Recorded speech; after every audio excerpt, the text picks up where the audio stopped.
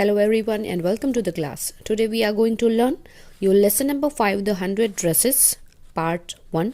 This is the part 1 of your chapter, lesson number 5, and lesson number 6 is the second part of the 100 dresses. So let's start from the description related to this lesson. The Polish American community in the United States. The first Polish immigrants arrived in America in 1608, but the largest wave of Polish immigration occurred in the early 20th century, when more than 1 million Poles immigrate to the United States. Immigrate means किसी एक country को छोड़कर दूसरी जगह पे permanent settle होने के लिए जाना, दैट इज इमिग्रेंट्स. सो 1608 में बहुत सारे पॉलिश, जो लोग पॉलिश थे उसको पॉल्स के नाम से जाना जाता था या फिर पॉलिश. सो ये जो पॉल्स जो थे वो इमिग्रेट होके अमेरिका में सेटल होने के लिए 20th सेंचुरी में आए थे. When more than 1 million Poles immigrate to the United States, यानी कि 1 मिलियन से भी ज़्यादा लोग. The Polish state did not exist at the time and the immigrants were identified according to their country of region rather than to ethnicity. They were identified as Russian Poles, German Poles and Austrian Poles. तो तब poles जो है, polish जो state है उस time में exist नहीं हुआ करता था. सो इसी वजह से जो लोग इमिग्रेट होके आए हुए हैं उनको उनकी कंट्री के ओरिजिन से जाना जाता था. सो जैसे कि नाम दिए गए हैं कुछ examples, Russian Poles, German Poles, तो जो जहाँ से आए थे उनकी कंट्री के नाम से उनको जाना जाता था. One of the most notable Polish American community is in Chicago and its suburb. So Chicago is sometimes called the second largest Polish city in the world, next only to Warsaw. So यहाँ पर ये चीज़ note करने वाली है कि जो Chicago में सबसे ज़्यादा उनकी पॉपुलेशन हुआ करती थी, इसलिए इतनी ज़्यादा पॉपुलेशन वहाँ पर बढ़ गई थी कि उसको सेकेंड लार्जेस्ट पॉलिश सिटी उस टाइम पे माना गया था या फिर जाना गया था. So Polish Americans were sometime discriminated against in the United States as were the Irish, Italians and Jews. So तब के टाइम में क्या हुआ करता था, लोग जो है उनकी मेंटालिटी कुछ ऐसी है, उनकी सोच ऐसी हुआ करती थी कि जो लोग माइग्रेट होकर दूसरी कंट्री से, एक कंट्री से दूसरी कंट्री में आते थे तो लोग उनके साथ बहुत ही अलग तरीके से बिहेव करते थे, उनको डिस्क्रिमिनेट करते थे, उनका अपमान भी करते थे कभी कभी. So according to the United State 2000 census, 6,67,414 Americans of age 5 years and older reported Polish as the language spoken at home, which is about 1.4% of the people who speak languages other than English, or 0.25% of the US populations. जब 2000 census United states में हुआ तब उन्होंने ये पाया कि इतनी बड़ी मात्रा में लोग जो थे वो पॉलिश, या घर पे जो लैंग्वेज यूज़ करते थे बोलने में वो ज़्यादातर पॉलिश थी, और उनकी जो पॉपुलेशंस थी it is 1.4% of the people ऐसे लोग थे जो इंग्लिश कम बोलते थे और पॉलिश ज़्यादा बोलते थे. सो उनकी पॉपुलेशन जो थी वो यूएस की पॉपुलेशन में से 0.25% की उनकी पॉपुलेशंस हुआ करती थी. So that is the basic description about the chapter. क्योंकि ये जो चैप्टर है it is about a girl, एक गर्ल के बारे में इस चैप्टर में बात की गई है जिसका नाम है वांडा पेट्रोंस्की, जो पोलैंड से आई हुई है यूनाइटेड स्टेट में. वो लोग जो माइग्रेट करके यूनाइटेड स्टेट में आए हुए थे उसमें से एक है वांडा पेट्रोंस्की. अब उसको इस डिस्क्रिमिनेशन के रिलेटेड जो भी चीज़ों का सामना करना पड़ता है और उसके साथ क्या क्या होता है, और इस चैप्टर को द 100 ड्रेसेस नाम क्यों दिया गया है, that we will see in this lesson. So let's start it. Today, Monday, Wanda Petronsky was not in her seat, but nobody, not even Peggy and Madeline, the girls who started all the fun, noticed her absence. आज की बात है, यानी कि Monday का दिन है. आज के दिन स्कूल में वांडा जो है वो एब्सेंट थी अपनी सीट पर ये बात किसी ने नोटिस नहीं की, इवन पैगी और मैडलिन ने भी, जिन्होंने ये सारी चीज़ें, ये जो फ़न है, ये सारी चीज़ों की जिन्होंने शुरुआत की थी, इवन उन्होंने भी ये चीज़ नोटिस नहीं की कि आज वांडा एब्सेंट है. Usually, Wanda sat in the seat next to the last seat in the last row in room 13. Room 13 में जो लास्ट सीट हुआ करती थी, जनरली वांडा वहाँ पर बैठा करती थी. She sat in the corner of the room where the rough boys who did not make good marks sat. The corner of the room where there was most scuffling of feet, most roars of laughter when anything funny was said, and most mud and dirt on the floor.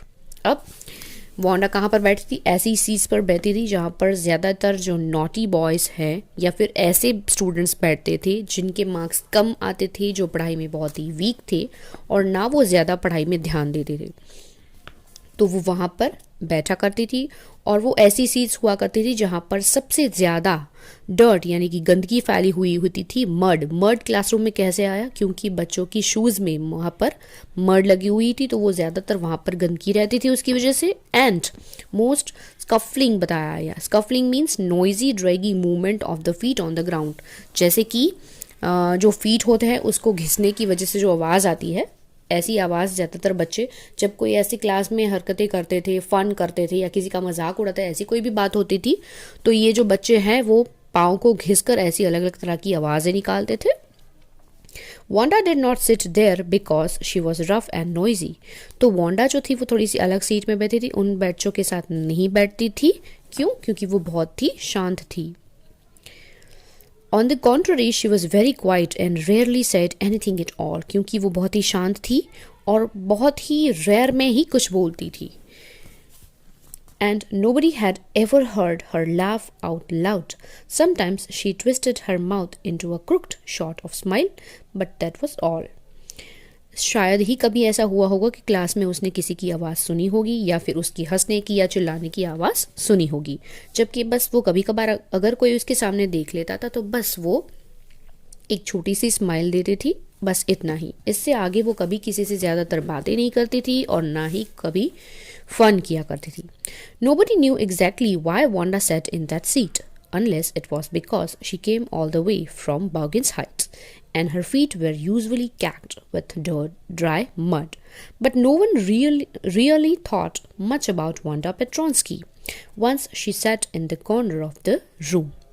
कोई ये नहीं जानता था या फिर किसी के दिमाग में भी ऐसी सोच नहीं आ रही थी कि वांडा उस सीट पर ज़्यादातर क्यों बैठी रहती है. And because she is coming from, वो जहाँ से आती थी उस एरिया का नाम था बगिन्स हाइट्स. वो एक ऐसा एरिया था, इट इज़ जहाँ पर बहुत ही पुअर पीपल और ये जो पॉलिश इमिग्रेंट्स होकर आए थे वहाँ पर वो लोग रहा करते थे. और वो एक ऐसा थे, इतना रिच एरिया नहीं था, तो वांडा वहाँ से आती थी चलते हुए तो उसके पाँव में जो मड लग जाती थी और वो मड धीरे धीरे सूख जाती थी, जिसकी वजह से उसकी जो शूज़ है उसमें लग जाती थी और फिर वो शूज़ और जो मड लगी हुई वो क्लासरूम में भी आती थी. एंड फॉर दैट रीज़न वो जहाँ पर भी बैठती थी उन सारी जगह पर वहाँ पर वो मड फैल जाती थी. So, the time when they thought about Wanda was outside of the school hours, at noon time when they were coming back to school or in the morning early before school began, when group of 2 or 3 or even more would be talking and laughing on their way to the school yard. जबकि क्या होता था कि everyday यही होता था कि school के आने के टाइम पे या फिर छूटने के टाइम पे 2-3 या उससे भी ज़्यादा जो स्कूल की स्टूडेंट्स है वो वहाँ पर उसकी राह देखती रहती थी, उसे चढ़ाने के लिए, उसकी मस्ती करने के लिए, उसका मजाक उड़ाने के लिए वहाँ पर उसको एवरीडे वो वहाँ पर राह देखती थी कि कब वांडा आए और वो लोग उसका मजाक उड़ाए. पर आज किसी ने ये चीज़ नोटिस नहीं की. Then some time they waited for Wanda to have fun with her. The next day, Tuesday, Wanda was not in school either, and nobody noticed her absence again. अगले दिन फिर से ट्यूसडे वांडा वापस school नहीं आई, पर फिर भी again किसी ने उसकी एब्सेंस को नोटिस नहीं किया. But on Wednesday, Peggy and Mary, who sat down front with other children who got good marks and who didn't track in a whole lot of mud, did notice that Wanda wasn't there. But Wednesday को पैगी और Mary ऐसी जो आगे की seat में बैठती थी, जो सबसे ज़्यादा अच्छी लगती थी लुक में और जो ज़्यादा लोग भी, जो स्टूडेंट्स भी थे जो भी ज़्यादातर उसे पसंद करते थे, तो पैगी और मैरी इन दोनों ने ये नोटिस किया कि who didn't track in a whole lot of mud. और फिर उन्होंने ये नोटिस किया कि आज वांडा एब्सेंट है. Peggy was the most popular girl in school. She was pretty, she had many pretty clothes, and her hair was curly. Mary was her closest friend. The reason Peggy and Mary noticed Wanda's absence was because Wanda had made them late to school. अब Peggy एक लड़की थी जो सबसे ज़्यादा अपनी school में pretty थी और स्कूल की पॉपुलर गर्ल थी. क्यों? बिकॉज लुक वाइज वो बहुत ही अच्छी दिखती थी, उसके पास बहुत अच्छे अच्छे कपड़े थे और उसकी हेयर स्टाइल भी बहुत अच्छी थी, उसके हेयर भी कर्ल्स थे, तो लोग सब उसे ज़्यादा स्कूल में पसंद करते थे. और पैगी जो है वो मैरी की क्लोज फ्रेंड हुआ करती थी. सो दोनों ने आज वेडनेसडे को ही ये बात को नोटिस किया कि वांडा स्कूल में एब्सेंट है, जस्ट बिकॉज उनको वांडा की वजह से स्कूल आने में थोड़ा सा लेट हो गया था. They had waited and waited for Wanda to have some fun with her and she just hadn't come. वो एवरीडे वांडा की राह देखती रहती थी और आज भी उन्होंने वांडा की वेट की. क्यों? क्योंकि जैसे ही वांडा आए तो वो लोग उसके साथ फन कर सके, उसका मजाक उड़ा सके. पर आज वांडा नहीं आई थी and because of that reason उन लोगों को स्कूल पहुंचने में लेट हो गया. They often waited for Wanda Petronsky to have fun with her. Wanda Petronsky, most of the children in room 13 didn't have names like that. They had names easy to say, like Thomas, Smith, or Alan. There was one boy named Bounce, Willie Bounce, and people thought that was funny, but not funny in the same way that Petronsky was. Wanda Petronsky ऐसी लड़की जो room number 13 में जितने भी children's थे उसके नाम से उसका नाम बहुत ही अलग था, थोड़ा सा अजीब था और बोलने में भी अजीब था, थोड़ा सा अलग लग रहा था लोगों की. जबकि बाकी जो स्टूडेंट्स थे उनका नाम बोलने में बहुत ही ईजी था, लाइक थॉमस है, स्मिथ, एलन, ये बोलने में भी बहुत ईजी थे और उन लोगों को वांडा के जैसा ये नाम अजीब नहीं लग रहा था. एक लड़का था जिसका नाम था बाउंस, विली बाउंस, पर वो वांडा पेट्रॉन्स्की जितना अजीब सा नाम नहीं था. सो इसलिए वांडा का जो नाम है वो लोगों को ज़्यादा फनी लग रहा था. Wanda didn't have any friends, she came to school alone and went home alone. और इस वजह से यहाँ पर कोई उसका फ्रेंड नहीं था, तो वो स्कूल भी अकेली ही आती थी और घर अकेली ही जाती थी. She always wore a faded blue dress that didn't hang right. It was clean, but it looked as it had never been ironed properly. Everyday Wanda school में एक ब्लू कलर की जो यूनिफॉर्म थी जो बहुत ही फैड हो चुकी थी, थोड़ी सी पुरानी हो चुकी थी, अब उसका कलर भी धीरे धीरे फैड होता गया है, ऐसी हो चुकी थी और ना ही उसे प्रॉपरली किसी ने आयरन किया हुआ है. ऐसी ड्रेस में everyday she came with a dress. So लोग उसे इस चीज़ को नोटिस करते थे. She didn't have any friends, but a lot of girls talked to her. Sometimes they surrounded her in the schoolyard as they stood watching the little girls play hopscotch on the worn hard ground. उसके कोई friend नहीं थे class में, पर हाँ बहुत सारी ऐसी लड़कियाँ थी जो उसके सामने या उसके साथ में आकर उसके बारे में बातें किया करती थी. जब वो स्कूल के ग्राउंड में जो छोटे बच्चे थे जो हॉपस्कॉच खेलते रहते थे उसको देखने के लिए जब वो वहाँ पर खड़ी रहती थी तब ये सारी लड़कियाँ आके उससे बातें करती थी. Wanda, Peggy would say in the most courteous manner as though she were talking to Miss Mason. Wanda, she'd say, giving one of her friend a nudge, tell us, how many dresses did you say you had hanging up in the closet? अब यहाँ पर पैगी आती है और फिर बहुत ही मजाक करने के या फिर वांडा के साथ उसको बुरा लगे ऐसे मैनर में वो बात करती है. अपनी एक फ्रेंड को वो धीरे सी नज मीन्स अ जेंटल पुश, एक हल्का सा धक्का लगाती है.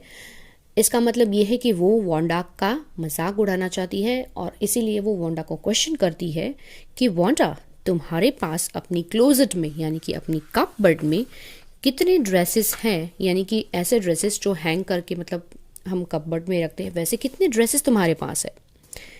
100, Wanda would say. 100, exclaimed all the little girls incredulously, and the little ones would stop playing hopscotch and listen. और फिर वांडा ने क्या रिप्लाई किया? 100. जैसे ही उसने रिप्लाई किया तो जितनी भी लड़कियां खड़ी थी वो बहुत ही शोविंग अनविलिंगनेस टू बिलीव, जैसे कि उनको विश्वास ही नहीं हो रहा, ऐसे सब जोरों से चिल्ला उठी 100। और इनकी आवाज़ सुन के जो नज़दीक में जो छोटे बच्चे खेल रहे थे वो भी हॉपस्कॉच खेलना बंद करके ये सुनने में लग गए कि भाई ऐसी क्या बात हो रही है कि सब लोग इतना ज़ोरों से बोल रहे हैं। या 100 all lined up said Wanda. Wanda ने कहा कि हाँ, मेरे पास 100 ड्रेसेस हैं और सभी एक के बाद एक लाइंड अप मेरी क्लोजेट में है।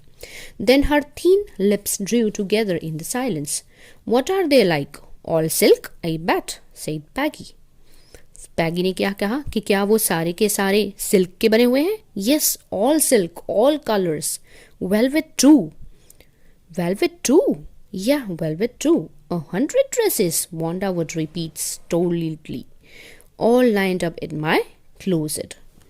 अब यहाँ पर वांडा को वैसे देखो तो अंदर से बहुत बुरा लग रहा है, पर स्टोलिंगली मीन्स वो अपनी फीलिंग्स को दबा रही है। यहाँ पर बिल्कुल वो अपने फेस पर वो कोई भी ऐसा एक्सप्रेशन नहीं दिखा रही है कि मानो उसे कोई चीज़ बुरी लग रही है। तो यहाँ पर पैगी और सब उसे क्वेश्चन कर रहे हैं कि क्या तुम्हारे पास सभी कलर की ड्रेस है, क्या सिल्क से बनी हुई है या वेलवेट से बनी हुई है? तब वांडा उसे रिप्लाई करती कि मेरे पास सभी ड्रेसेस हैं, सिल्क की बनी हुई है, वेलवेट की बनी हुई, और सभी अलग अलग कलर की ड्रेसेस उसके पास अवेलेबल है और उसकी क्लोजेट में एकदम लाइंड अप है। 100 dresses, obviously. The only dress Wanda had was the blue one she wore every day. So why did she say she had 100? She had 100. What a story! How many shoes did you say you had? 60 pairs, all lined up in my closet. So अगर Wanda ने बताया कि उसके पास 100 dresses है, पर वो everyday school में जब आती थी तब वो एक ही ब्लू कलर का ड्रेस जो है वो पहन के आती थी, तो अगर वो एवरीडे यही ड्रेस पहन कर आती थी तो उसने ऐसा क्यों बताया कि उसके पास 100 ड्रेसेस है? तब फिर से उसे एक सवाल किया गया कि तुम्हारे पास कितने शूज़ हैं? तब वांडा ने रिप्लाई किया, मेरे पास 60 पेयर्स, 60 पेयर है शूज़ की और सभी के सभी मेरी क्लोजेट में लाइंड अप है। Cries of exaggerated politeness greeted this. All alike? Oh no, every pair is different, all colors, all lined up. और फिर से सवाल बहुत ही एग्जैगरेट होकर, और फिर से वही वांडा ने वैसे ही शांति से रिप्लाई किया कि हाँ, मेरे पास सभी डिफरेंट पेयर हैं और सभी कलर्स के लाइंड अप मेरी क्लोजेट में रखे हुए हैं। पैगी, who had thought up this game, and Maddie, her inseparable friend, were always the last to leave. Finally, Wanda would move up the street, her eyes dull and her mouth closed, hitching her left shoulder. तो पैगी, जिसने इस game की शुरुआत की थी, जिसके दिमाग में ये आइडिया आया था कि वांडा को कैसे परेशान करना है, और मैडी जो उसकी फ्रेंड थी, दोनों एवरीडे सबसे लास्ट में जाते थे ताकि वो वहाँ पर खड़े रह सके वांडा जब तक आए तब तक और उसका मजाक उड़ा सके। और फिर लास्ट में वांडा जो है, she moved up to the street, her eyes dull and her mouth closed, और वो फिर वो बहुत शांति से वहाँ से चली जाती थी। उसकी आंखों में एक अलग सी उदासी भी थी और फिर वो कुछ भी बिना बोले ही वो वहाँ से चली जाती थी। उसके बाद उसके दिल में बहुत ही वो हर्ट वाली जो फीलिंग है वो यहाँ पर हम देख सकते हैं कि उसको कितना दुख पहुँचता होगा जब लोग उसका ऐसे मजाक उड़ाते थे। और फिर hitching her left shoulder every now and then, और फिर अपने तो जो दोनों शोल्डर है उसको वो ऐसे हीचिंग यानी कि ऊपर की तरफ करके फिर नीचे कर देती थी, मतलब ऐसे एक एक्सप्रेशन है ये। सो ये बहुत ही उदास होकर वहाँ से अकेली finishing the walk to school alone, और फिर वो अकेली सी अपने घर पे चली जाती है। Peggy was not really cruel, she protected small children from bullies and she cried for hours if she saw an animal mistreated. If anybody had said to her, don't you think that is a cruel way to treat Wanda, she would have been very surprised. Cruel? Why did the girl say she had 100 dresses? Anybody could tell that that was a lie. Why did she want to lie? And she wasn't just an ordinary person. Else why did she have a name like that? Anyway, they never made her cry. सो यहाँ पर पैगी के बारे में बताया गया है कि पैगी अगर देखने जाए तो इतनी भी क्रूअल नहीं थी जितना यहाँ पर उसे दिखाया गया है या जितना उसके बारे में हम सोच रहे हैं। She every time protected the children, every time जो छोटे बच्चों को, पुलिस यानी कि ऐसे लोग जो बहुत ही स्ट्रांग है और अपने से जो वीक लोग होते हैं उसको परेशान करते हैं छोटे बच्चों को, तो उन सब से उन छोटे बच्चों को वो बचाया करती थी, उनसे प्रोटेक्ट करती थी। और जब भी वो किसी एनिमल को मिसट्रीट, कोई अगर किसी एनिमल के साथ गलत तरीके से बिहेव करता था तब उसे उस बात का बहुत दुख होता था और उनको देख के वो घंटों तक रोया करती थी।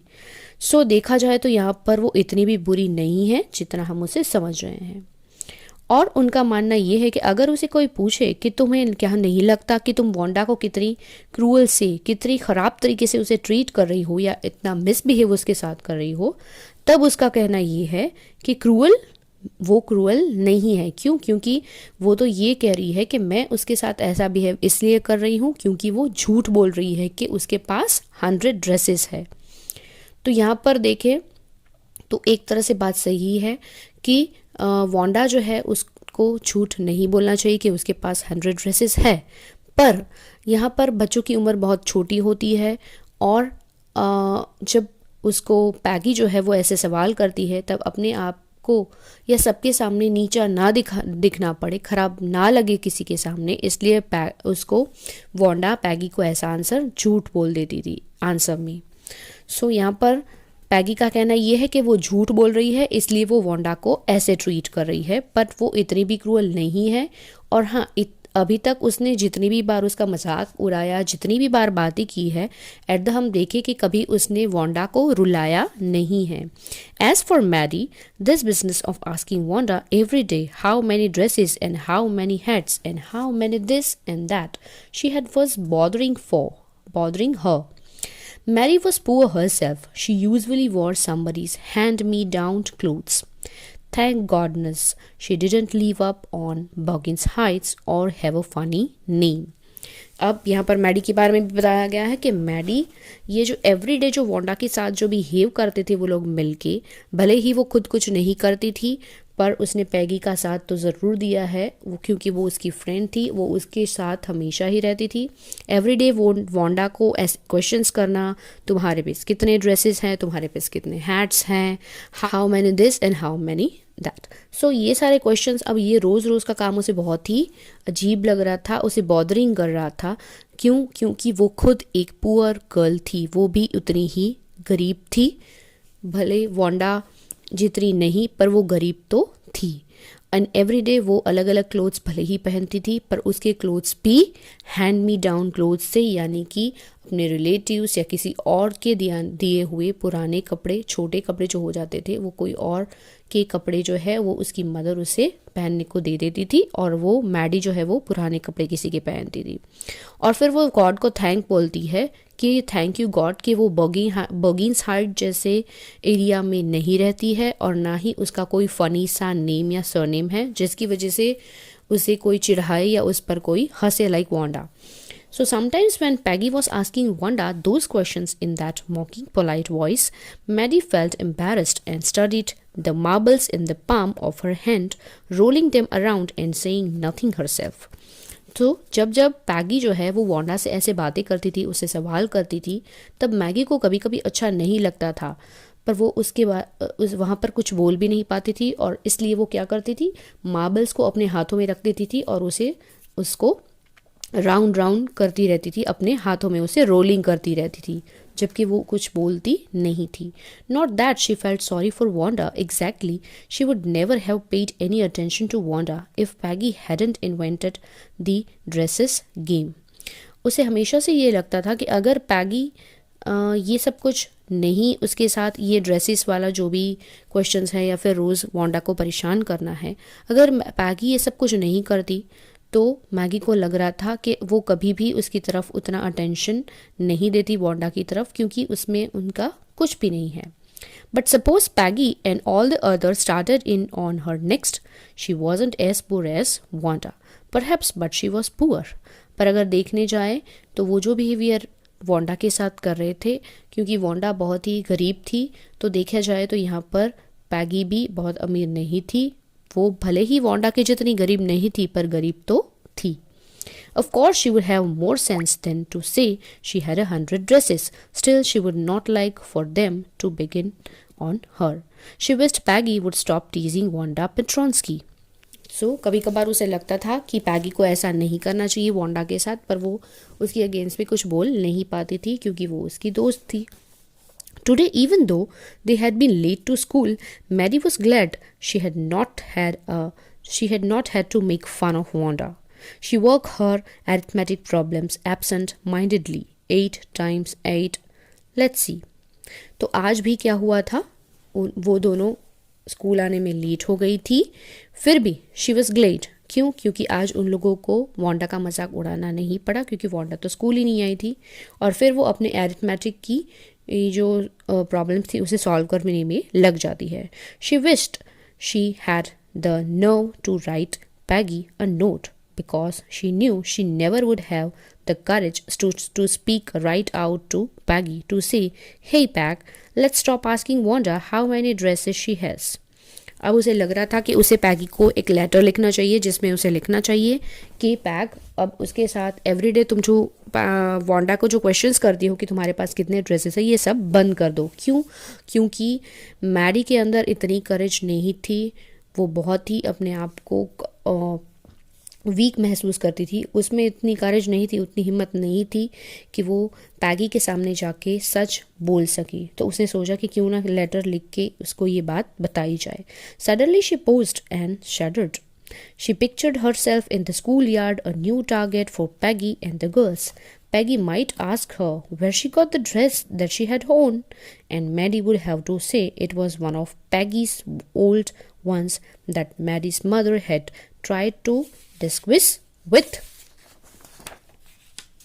new trimming so no one in room 13 would recognize it. तो यहाँ पर क्या होता था, अब जैसे ही ये ख्याल आया उसको लेटर लिखने का, अचानक से उसके दिमाग में एक थॉट आई. वो अपने आप को इमेजिन करने लगी कि शायद उसे भी स्कूल यार्ड में लोग नेक्स्ट डे से जो गर्ल्स वांडा को फोंडा के साथ जो बिहेवियर हो रहा है, शायद नेक्स्ट डे से उसको भी यहाँ पर टारगेट बना दिया जाए और फिर उसको भी ये क्वेश्चन पूछा जाए. शायद पैगी शायद मैडी को ये आंसर क्वेश्चन पूछे कि तुमने ये जो ड्रेस पहनी है वो तुम्हारे पास कहाँ से आई, और फिर वो बता दे कि ये ड्रेस जो है वो तुम्हारे ही किसी ओल्ड रिलेटिव्स, तुम्हारी ही जो ड्रेस है वो उसकी मदर ने उसको दी है और मैडी की मदर ने उस पर ट्रिमिंग्स लगा के उसको थोड़ा चेंज कर दिया है ताकि क्लासरूम में कोई उस ड्रेस को पहचान ना सके. If only Peggy would decide of her own accord to stop having fun with Wanda. Oh well, Maddie ran her hand through her short blonde hair as though to push the uncomfortable thoughts away. What difference did it make? Slowly Maddie tore into bits the note she had started. She was Peggy's best friend and Peggy was the best liked girl in the whole room. Peggy could not possibly do anything that was really wrong, she thought. अब यहाँ पर Maddie को ये लग रहा था कि अगर पैगी खुद ही ये सब कुछ करना बंद कर दे तो बहुत ही अच्छा रहेगा. पर फिर ये ख्याल आते ही उसने अपने हाथों को अपनी ब्लॉन्ड हेयर, जो ब्लॉन्ड मीन्स गोल्डन जैसे जो शाइनिंग हेयर होते हैं, अपने हाथों को अपने बालों में संवारते हुए उसे ये ख्याल आया. और फिर वो थोड़ी सी अनकम्फर्टेबल जो थॉट थी, जो उसके दिमाग में जो इमेजिनेशन आ रही थी कि शायद उसके साथ भी ऐसा हो सकता है, इसकी वजह से जो नोट्स लिखना उसने चालू कर दिया था, उस पेपर को उसने फाड़ के फेंक दिया. और फिर उसने सोचा कि मुझे क्या फ़र्क पड़ता है कि वांडा के साथ कोई कैसे भी बिहेव करे, और वैसे भी देखने जाए तो वो पैगी की बेस्ट फ्रेंड है और पैगी ऐसी लड़की है जिसको सब लोग बहुत ही ज़्यादा पसंद करते हैं. So Peggy could not possibly do anything that was really wrong. तो पैगी ऐसी लड़की है जिसे सब लोग पसंद करते, तो वो कभी कुछ गलत कर ही नहीं सकती. और फिर उसने ऐसा सोचकर वो पेपर को फाड़ दिया. As for Wanda, she was just some girl who lived up on Boggins Height and stood alone in the schoolyard. She scarcely ever said anything to anybody. The only time she talked was in the schoolyard about her 100 dresses. अब Wanda एक ऐसी लड़की थी जो बॉगिन्स height में रहती थी और कभी किसी से ज़्यादा कुछ बातें नहीं करती थी, एक्सेप्ट कि जब उसको स्कूल यार्ड में ये सब लड़कियां मिलके परेशान करती थी अबाउट दी 100 ड्रेसेस, तो वही उसका जब जवाब होता था, बस उतनी ही बातें उसके मुंह से उन लोगों ने सुनी थी. Maddie remembered her telling about one of her dresses. pale blue with colored trimmings, and she remembered another that was brilliant jungle green with a red sash. You'd look like a Christmas tree in that, the girls had said in a pretended admirations. अब यहाँ पर क्या हुआ था? Mary को ये बात याद आई कि एक बार उसने अपनी एक ड्रेस के बारे में बताया था कि जो पैल ब्लू कलर की थी, जिसमें अलग अलग कलर की ट्रिमिंग्स लगाई हुई थी, एंड जो एक दूसरी ड्रेस के बारे में वो बात कर रही थी वो एकदम जंगल यानी कि ग्रीन कलर की थी, जिसमें रेड शैस लगा हुआ था। और फिर उसका मजाक उड़ाते हुए सब गर्ल्स ने उसकी तारीफ पर प्रिटेंडेड यानी कि झूठ की तारीफ की उसके सामने, और सब लोगों ने उसका मजाक उड़ाते हुए कहा कि तुम तो फिर उस ड्रेस में तुम एकदम से क्रिसमस ट्री जैसी लगती होगी। Thinking about Wanda and her 100 dresses all lined up in the closet, Mary began to wonder who was going to win the drawing and coloring contest for girls. This contest consists of designing dresses and for boys of designing motorboats. अब ये सोचते सोचते Wanda के बारे में सोचते सोचते उसकी 100 ड्रेस के बारे में सोचते सोचते मैगी को अचानक से ये ख्याल आया, शी बिगेन टू वंडर कि स्कूल में अब ये जो कंपटीशन था ड्राइंग का, जिसमें गर्ल्स को अच्छी अच्छी ड्रेस को डिज़ाइनिंग करना था जबकि बॉयज़ को मोटर बोट डिज़ाइन करनी थी। Probably Peggy would win the girls medal. Peggy Drew better than anyone else in the room. At least that's what everybody thought. She could copy a picture in a magazine or some film star's head so that you could almost tell who it was. Oh, Mary was sure Peggy would win. Well, tomorrow the teacher was going to announce the winner. Then they'd know. अब उसको ये ख्याल आ रहा था कि surely पैगी ही इस competition को जीतने वाली थी, क्योंकि वो बहुत ही आसानी से किसी भी चीज़ को कॉपी कर सकती थी। किसी भी मैगज़ीन में से वो किसी भी ड्राइंग को अच्छे से कॉपी कर सकती थी। इवन फिल्म स्टार्स के जो फोटोज़ होती हैं उसको भी वो अच्छे से ड्रॉ कर लेती थी। तो यहाँ पर मैडी को यही लग रहा था कि श्योरली पैगी ही इस कंपटीशन में विनर बनेगी और उसे मेडल मिलेगी। बट नेक्स्ट डे उसका रिजल्ट आने वाला था, तो तब टीचर ही अनाउंस करेगी क्लास में, तब जाके उनको पता चलने वाला था कि विनर कौन है। The next day it was drizzling. Mary and Peggy hurried to school under Peggy's umbrella. Naturally, on a day like this, they didn't wait for Wanda Petronsky on the corner of Oliver Street, the street that far away under the railroad tracks and up the hill led to Buggins Heights. Anyway, they weren't taking chances on being late today because today was important. अब उस दिन next day Maggi और पैगी दोनों वहाँ पर Oliver जो street है वहाँ पर खड़ी खड़ी पहले वांडा का एवरीडे वो वहाँ पर इंतज़ार करती थी, क्योंकि ऑलिवर जो स्ट्रीट है वहाँ से थोड़ी ही आगे के रास्ते पे जो रेल रोड ट्रैक्स जाते थे वहाँ से होते हुए बगिन्स हाइट का रास्ता बहुत ही नज़दीक था। मतलब वो रास्ता जो है वो बगिन हाइट्स तक जाता था। तो वांडा वहाँ से रोज़ आती थी और पैगी और मैगी वहाँ पर खड़े रहते थे, उसकी वेट करते थे ताकि वो दोनों वहाँ पर खड़े रह के वांडा जैसे ही आए तो उसका वो मजाक उड़ा सके। पर उस दिन ऐसा नहीं हुआ, बल्कि उन लोगों को दोनों को अम्ब्रेला के नीचे जल्दी से स्कूल जाना पड़ा। और ऑब्वियसली इस दिन वो लेट स्कूल नहीं होना चाहती थी, क्योंकि उस दिन ड्राइंग कंपटीशन जो थी उसकी रिजल्ट्स आने वाली थी। Do you think Miss Mason will announce the winners today? Ask Peggy. अब ये मिस मैसन जो है वो उनकी क्लास टीचर है। तो मैगी और पैगी दोनों बात कर रहे हैं कि क्या तुम्हें लग रहा है कि आज ही मिस मैसन जो है वो विनर्स को अनाउंस करेगी? Oh I hope so, the minute we get in, said Mary, of course you will win Peg. और फिर मैरी क्या बताती है कि पैगी को वो बहुत ही कॉन्फिडेंस से बता रही है कि तुम ही श्योरली जीतने वाली हो। होप सो, सेड पैगी ईगरली। और पैगी को भी लगता है कि शायद मैं जीत जाऊं। The minute they entered the classroom they stopped short and gasped. There were drawings all over the room, on every ledge and windowsill, dazzling colors and brilliant lavish designs, and all drawn on great sheet of wrapping papers. जैसे ही उन दोनों लड़कियां classroom में enter हुई, suddenly they stop, अचानक से वो रुक गई, क्योंकि रूम में चारों तरफ अलग अलग और नए बहुत ही ब्यूटीफुल ड्रेसेस के डिज़ाइंस को हैंग किया हुआ था पूरी क्लासरूम में, और वो सारे के सारे डिज़ाइंस बहुत ही एक अच्छे से ग्रेट जो रैपिंग पेपर्स होते हैं अलग अलग कलर्स के डिज़ाइंस के बने हुए, उन सब पे वो डिज़ाइन किए हुए थे. There must have been 100 of them all lined up. This must be the drawing for the contest. They were. Everybody stopped and whistled or murmured admiringly. सब लोग बस इसी चीज़ को देख रहे थे और उसकी एडमायर कर रहे थे और बस इसी की चर्चा अब चल रही थी. और ये पूरे के पूरे 100 ड्रेसेस थे एंड ऑल लाइन अप, यानी कि ये वही ड्रेसेस थे जिसके बारे में वांडा हमेशा बातें किया करती थी. As soon as the class had assembled, Miss Mason announced a winner. Jack Bagels had won for the boys, she said, and his design for an outboard motor was on exhibition in room 12, along with the sketches by all the other boys. तो यहाँ पर boys में जिन्होंने outboard motor की जो design बनाई थी उसमें एक जैक बैगल्स करके लड़का था जो इसका विनर था, और उसकी जो प्रेजेंटेशन है वो रूम नंबर 12 में वहाँ पर एग्जीबिशन रूम में रखी गई थी बाकी सारे लड़कों के स्केचेस के साथ. As for the girls, she said, although just 1 or 2 sketches were submitted by the most, one girl and room 30 should be proud of her. This one girl actually drew 100 designs, all different and all beautiful.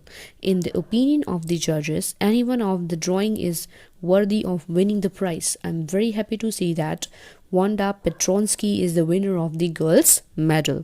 और फिर उन्होंने बताया कि जो girls है उसमें से सिर्फ गर्ल्स ने सिर्फ एक एक या दो दो ही स्केचेस बनाए हैं, जबकि एक लड़की है जिसने पूरे रूम नंबर 13 में जो 100 ड्रेस के डिज़ाइंस बनाए हैं वो सभी के सभी डिफरेंट और सभी के सभी ब्यूटीफुल है.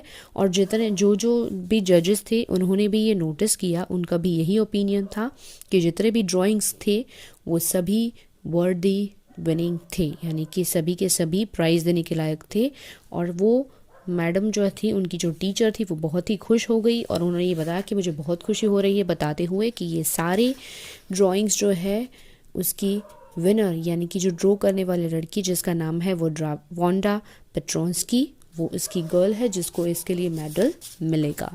Unfortunately Wanda has been absent from school for some days and is not here to receive the applause that is due to her. Let us hope she will be back tomorrow. Now class, you may file around the room quietly and took all her exquisite drawings. So फिर उन्होंने बताया कि it is unfortunate कि Wanda जो है वो बहुत सारे दिनों से एब्सेंस है, तो और आज ये उसका प्राइज़ रिसीव करने के लिए नहीं है, तो उन्होंने बताया कि जब वो आएगी तब वो उन्हें ये प्राइज़ देंगी. और फिर उन्होंने बच्चों को बताया कि आप पूरा क्लास में जो एग्जीबिशन लगाई है वो सारी ड्राइंग्स को आप राउंड में देख सकते हो.